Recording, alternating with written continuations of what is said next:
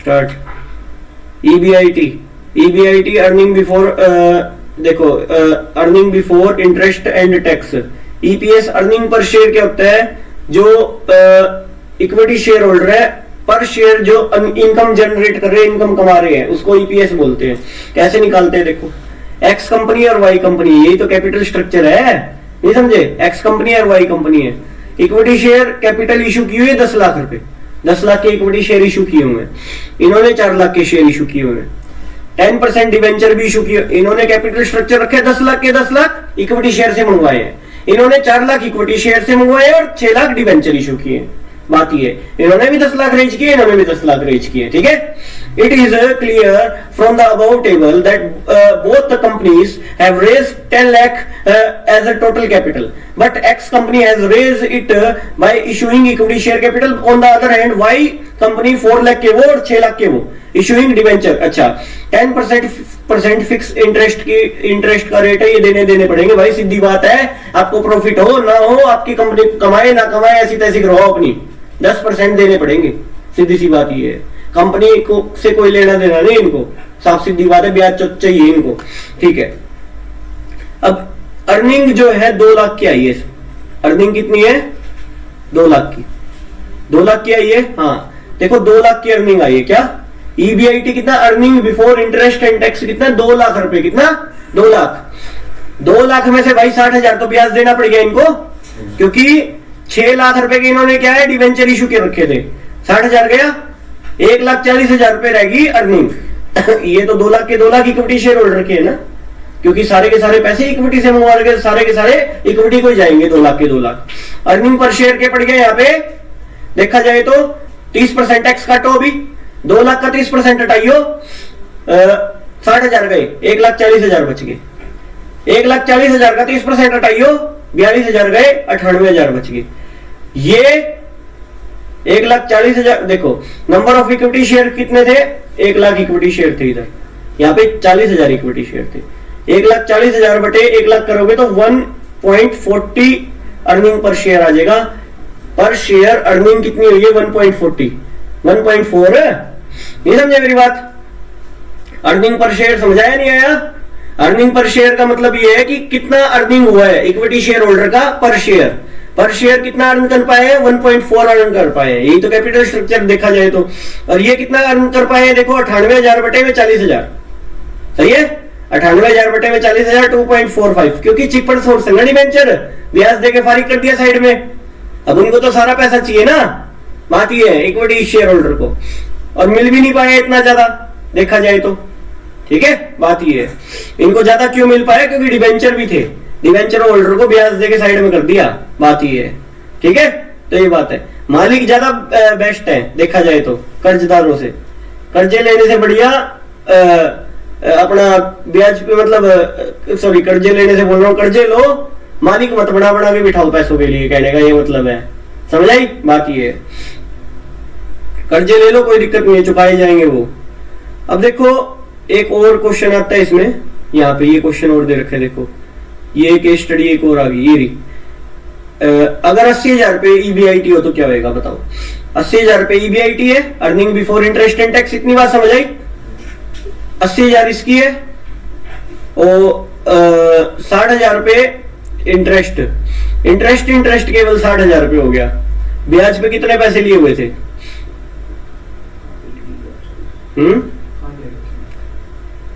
60,000 रुपए, 60,000 बोला। अर्निंग सिर्फ 80,000 है, तो बताओ क्या करेंगे? सेम केस है, सेम केस है, 80,000 रुपए अर्निंग है। पिछले वाला सेम केस है, 80,000 रुपए अर्निंग है, ब्याज तो देना पड़ेगा भाई 60,000 रुपए, अर्निंग सिर्फ 80 हुई है, earning before interest and tax. यहाँ पे तो 80 के 80 है, यहाँ पे इक्विटी फायदेमंद है क्योंकि ज्यादा प्रॉफिट नहीं है, सीधी सी बात है। यहाँ पे ज्यादा प्रॉफिट नहीं है, वहां पे डेप्ट फायदेमंद नहीं है। डेप्ट एक महंगा सोर्स बन जाएगा, कर्जा एक महंगा सोर्स बन जाएगा वहां पे। यहाँ पे प्रॉफिट अच्छे है तो कोई दिक्कत ही नहीं है। 80 में से 60 तो ब्याज के ही गए, 20,000 बच गए, ईबीटी बच गया, अर्निंग बिफोर टैक्स। अब इसके बाद में टैक्स घटाइए इसका, 56,000 रुपए, तो फिर भी बच गए 56,000 बटे 1 लाख करियो, 0.56 आ गया। यहाँ पे 0.35 आएगा, क्योंकि यहाँ पे डेप्ट एक महंगा सोर्स है, क्योंकि यहाँ पे प्रॉफिट सफिशिएंट नहीं है। समझ पा रहे हो इस बात को? ये बात है, ये केस स्टडी में क्वेश्चन पूछा जाएगा, ध्यान रखना। अच्छा, factor affecting choice of capital structure. Factor कौन कौन से जो अफेक्ट करते हैं चॉइस ऑफ कैपिटल स्ट्रक्चर? देखो कैपिटल स्ट्रक्चर जो होता है भाई, कितना डेप्ट ले, कितना इक्विटी ले, वो चॉइस करने के लिए कौन कौन से फैक्टर जो उनको अफेक्ट करते हैं हमारे बिजनेस को। सबसे पहले cash flow position. Cash flow position क्या होती है? कैश फ्लो पोजीशन देखो, a company have good level of a project, cash flow is in better position to discharge its cash payment obligation and hence more डेप्ट। भाई अगर cash flow position अच्छी है, cash हाथ में अच्छा रह रहा है तुम्हारे, कई बिजनेस ऐसे होते हैं जिनके हाथ में कैश ही नहीं रहता ज्यादा, तो क्या करेंगे वो इक्विटी शेयर इशू ज्यादा करेंगे। अगर कैश कैरी ज्यादा हो पा रहा है, कैश अच्छा निकल पा रहा है, तो डेप्ट ज्यादा इशू करेंगे। भाई सीधी सी बात है, फैक्टर अफेक्ट करेंगे ना। अब देखो इंटरेस्ट कवरेज रेशियो, भाई हमारी बस की भी है कि नहीं है इंटरेस्ट चुकाने की? पहले ये तो देख लो, अगर इंटरेस्ट चुकाने की बस की है तो भाई आप डेप्ट इशू करो, सस्ता साधन है, सीधी सी बात है। देखो ये कंपनी है high interest coverage ratio is a better position to discharge its interest obligation and hence more डेप्ट कैन बी यूज। ठीक है ना, अगर मान लो हमारी बस की है ब्याज चुकाने की, देखो इंटरेस्ट कवरेज रेशियो ईबीआईटी कितना मान लो 1 लाख है, ठीक है, इंटरेस्ट मान लो कितना है 10,000 है। भाई साहब 10 गुना हिम्मत है हमारी, 10 टाइम्स हिम्मत है हमारी, ब्याज चुका सकते हैं, जितना ब्याज है ना उससे 10 गुना कमा रहा हूँ। ये समझे कहने का ये मतलब है, ब्याज पे दूंगा, ब्याज पे लूंगा पैसे, क्या दिक्कत, सस्ता साधन है, साइड में करो, मालिक बनाने से बढ़िया है ना, ब्याज देके साइड में मारो, बाकी सारा अपना ये 9 गुना जो हुआ, 10,000 देके साइड में मारे, 90,000 तो बच गए। नहीं समझे, ये तो मालिक बनाता देगा, 50% दे दो अगले को, समझे? तो ये बात है, अगर प्रॉफिट अच्छे हो रहे तो मालिक मत बनाओ, सीधी सी बात ये है। कर्जदार बेटर है मालिक से, चुकाए तो जाएंगे किस्तों में। अभी देखो डेप्ट सर्विस कवरेज रेशियो, डेप्ट सर्विस कवरेज रेशियो क्या है? DSCR, profit after tax plus depreciation plus interest plus non cash expenses return of बटे में प्रेफरेंस डिविडेंड प्लस में इंटरेस्ट प्लस में रीपेमेंट ऑफ ऑब्लिगेशन। मतलब कहने का क्या है यहाँ पे पता है? A company having high dept service coverage ratio is better position to meet cash commitment and hence more डेप्ट कैन बी इशू। भाई जो कमिटमेंट्स है देखो, जैसे डेप्रिसिएशन है, इंटरेस्ट है, देना पड़ेगा, नॉन कैश एक्सपेंसेस है, अगर अच्छे से चुका पा रहे हो, आपकी बस की है चुकाने की, तो आप ज्यादा डेप्ट इशू करने लायक हो, है ना। बटे में प्रेफरेंस डिविडेंड, बटे में इंटरेस्ट, बटे में रीपेमेंट ऑब्लिगेशंस। देखो ये आपका प्रॉफिट है, ऊपर का तो प्रॉफिट है, बटे में जो आपकी डिविडेंड है, प्रेफरेंस डिविडेंड कमिटमेंट है, देना पड़ेगा, इंटरेस्ट है, डिविडेंड है, रीपेमेंट ऑब्लिगेशन है, वो भी कमिटमेंट है। भाई आपकी रीपेमेंट करने की हालत कितनी है? सीधी सी बात ये है, आपके प्रॉफिट में कितनी ताकत है कि आपका प्रॉफिट चुका पा रहे हैं ये सारी चीजें, सही है। तो आप डेप्ट इश्यू करो ज्यादा, अगर बस की है तो, नहीं बस की है तो भाई इक्विटी इश्यू कर दो, रिस्क लेस पैसा है। फिर अगर नो प्रॉफिट है ना, या सफिशिएंट प्रॉफिट नहीं है तो इक्विटी इश्यू करा जाए। चौथा रिटर्न ऑन इन्वेस्टमेंट, अगर रिटर्न ऑन इन्वेस्टमेंट हाई है तो भाई कर्जदार ज्यादा बेटर है, ठीक है। रिटर्न ऑन इन्वेस्टमेंट अच्छा आ रहा है, पैसे लगा के अच्छा रिटर्न निकल रहा है, तो भाई डेप्ट इश्यू ज्यादा करेंगे, इक्विटी कम करेंगे, सीधी सी बात ये है। रिटर्न ऑन इन्वेस्टमेंट कम है ना भाई, तो माथा पच्ची नहीं करेंगे, डेप्ट इश्यू कर देंगे, बात खत्म, ठीक है ना। अब डेप्ट इशू बोल रहा हूँ, इक्विटी इशू कर देंगे, बात खत्म, समझा? तो ये बात है। आगे चलो, cost of dept, cost of डेप्ट से भी फर्क पड़ता है। कॉस्ट ऑफ कैपिटल किस पे ज्यादा पड़ रही है? अब मान लो प्रॉफिट ज्यादा नहीं हो रहे, प्रॉफिट ज्यादा नहीं, वो तो बात प्रॉफिट पे है, कॉस्ट कितनी पड़ेगी कितनी नहीं पड़ेगी। अब प्रॉफिट ज्यादा है तो भाई डिविडेंड ज्यादा नहीं देना पड़ेगा, इक्विटी इसको देना पड़ेगा ना। प्रॉफिट जितने ज्यादा होंगे उतने ज्यादा डिविडेंड जाएंगे, लेकिन इंटरेस्ट तो फिक्स जाएगा ना, सीधी सी बात है। अगर प्रॉफिट ज्यादा है तो सीधी सी बात है डिविडेंड वाली कॉस्ट ज्यादा होगी, तो डेप्ट ज्यादा लो, आप कर्जे ज्यादा लो, सीधी सी बात है। अगर मान लो कॉस्ट कम है, प्रॉफिट अच्छे हैं, तो डेप्ट इशू करो, अगर प्रॉफिट अच्छे नहीं है तो इक्विटी इशू करो, सीधी सी बात है, ठीक है ना। तो ये बात है। टैक्स रेट, टैक्स रेट वही है, टैक्स बेनिफिट जिसमें मिलते हो वो ज्यादा इशू करो, ठीक है। टैक्स बेनिफिट, डिवेंचर में टैक्स बेनिफिट मिल जाते हैं, इंटरेस्ट जो देते हैं ना सीधा प्रॉफिट एंड लॉस से माइनस होता है, ठीक है ना। टैक्स बेनिफिट्स मिल जाते हैं सीधे सीधे, इसलिए आप ज्यादा इशू क्या करोगे? डिवेंचर इशू करोगे। Cost of equity, cost of equity देखो, इक्विटी की कॉस्ट क्या पड़ती है? When a company increase debt, the financial risk faced by the equity holder increase, and this thus the cost of equity also increases, which discourage the use of debt beyond a certain limit. भाई सीधी सी बात है, डेप्ट beyond ना हो certain limit के, नहीं तो कर्जदार ज्यादा हो जाएंगे, मालिक कम हो जाएंगे, दिक्कत आएगी, है ना। बात ये रात चलाने लग जाएंगे अपना। कॉस्ट ऑफ इक्विटी का मतलब क्या होता है पता है? It refers to the expectation of equity share holder for from the companies with increase in डेप्ट proportion in the capital structure. Capital structure में डेप्ट प्रोपोर्शन ज्यादा बढ़ रही है तो कॉस्ट ऑफ इक्विटी क्या पड़ेगी, वो बात है। Excessive use of dept, excessive use of डेप्ट हो रहा है, डेप्ट ज्यादा इशू हो रहे हैं मार्केट में। इट इवन देखो, if even after a certain level of डेप्ट capital is use, further cost of equities में गो अप। सीधी सी बात है, इक्विटी की कॉस्ट ज्यादा जाने लग जाएगी शार्पली, एंड शेयर प्राइस में डिक्रीज, शेयर प्राइस डिक्रीज होने लग जाएंगे, लोग शेयर होल्डर लेफ्ट आउट करने लग जाएंगे शेयर्स को। Speed of increase earning per share, ठीक है, शेयर का अर्निंग नहीं बढ़ेगा बल्कि शेयर के प्राइसेस गिरने लग जाएंगे, शेयर मार्केट वैल्यू गिरने लग जाएगी, कंपनी ज्यादा कर्जे लेने लगी। बात ये है। अभी देखो, maximisation of wealth, to achieve the objective of maximisation of share holder wealth, डेप्ट can be use only up to the certain level. कहने का ये मतलब है सर्टेन लेवल तक डेप्ट को यूज करो, कर्जों को यूज नहीं है, अंधे कर्जे ले लिए, चुकाए ही नहीं जा रहे, सौदा ही खत्म हो लिया। फ्लोटेशन कॉस्ट क्या होती है पता है? फ्लोटेशन कॉस्ट, फ्लोटेशन कॉस्ट क्या होती है? हाँ, डॉक्यूमेंटेशन कॉस्ट।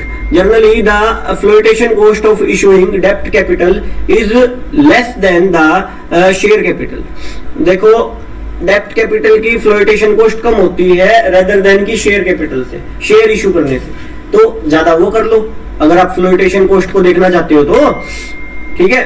इसके बाद में आगे चलो, अंडरराइटर कमीशन है, जैसे ब्रोकरेज है, ज्यादा देनी पड़ती है। अच्छा, रिस्क कंसीडरेशन, तो रिस्क किस में ज्यादा लगता है? देखो, रिस्क तो प्रॉफिट के ऊपर है, सीधी सी बात है। अगर ज्यादा प्रॉफिट है तो रिस्क किस में है ज्यादा? सीधी सी बात है, इक्विटीज में है। अगर प्रॉफिट कम है, नहीं, डेप्ट में है ज्यादा। देखा जाए तो a company having low proportion of business risk in its total risk, business risk plus financial risk is a position to use more debt fund। अगर डेप्ट फंड ज्यादा यूज कर रहे हो, प्रॉफिट हुआ नहीं, चुकाएंगे कहां से भाई? धंधा बंद हो जाएगा, वो बंद करवा देंगे, रिस्क है ये, सही है। फ्लेक्सिबिलिटी, फ्लेक्सिबिलिटी कितना फ्लेक्सिबल है कोई सिस्टम, वो भी डिपेंड करता है। A company having some capacity spare to borrow is in better position to use further डेप्ट fund in the case of unforeseen circumstances. Unforeseen circumstances हो जाते हैं कई बार, मतलब कई बार मेरे को कोई चीज दिखती नहीं, वो चीज हो जाती है। ए business should not use it's dept issuing capacity to full but maintain some flexibility to issue further डेप्ट। कुछ फ्लेक्सिबिलिटी तो छोड़नी चाहिए कि भाई हाँ फर्दर डेप्ट भी इशू कर सके, कुछ और पैसा रेज करना है वो भी कर सके। कंट्रोल कितना चाहिए आपको, उस पर भी डिपेंड करता है। अगर का आपको मालिकों का ज्यादा कंट्रोल चाहिए तो इक्विटी शेयर ज्यादा इशू करो, अगर आपको मान लो कर्जदारों को ज्यादा कंट्रोल चाहिए तो डेप्ट ज्यादा इशू करो, और दोनों ही प्रोपोर्शन में होना चाहिए। रेगुलेटरी फ्रेमवर्क क्या है? रेगुलेटरी फ्रेमवर्क मतलब कंपनीज एक्ट और ये सारी चीजों के नॉर्म्स को भी फॉलो करना पड़ेगा। ये company will raising fund consider the relative ease in the implementation of norms impose by the various laws. जो भी लॉज कहता है, कंपनी लॉज कह रहा है या फिर कोई भी लॉ कह रहे हैं, तो क्या होगा उसका बताओ? मतलब उसके हिसाब से सेबी की जो गाइडलाइंस है, कंपनीज एक्ट जो बोलता है, उस हिसाब से डेप्ट और इक्विटीज इशू करने होते हैं। यूं अपने हिसाब से कितने भी डेप्ट और कितने भी इक्विटी इशू कर दिए। अच्छा, स्टॉक मार्केट कंडीशन को भी देखते हुए करना पड़ेगा जो भी काम करना है। तो मतलब जो कैपिटल स्ट्रक्चर है डिपेंड करेगा नहीं करेगा, इस पे भी डिपेंड करेगा। स्टॉक मार्केट कंडीशन क्या है? ए कंपनी में opt for equities if the stock market is bullish, अगर तेजी से बढ़ रही है ऊपर की ओर।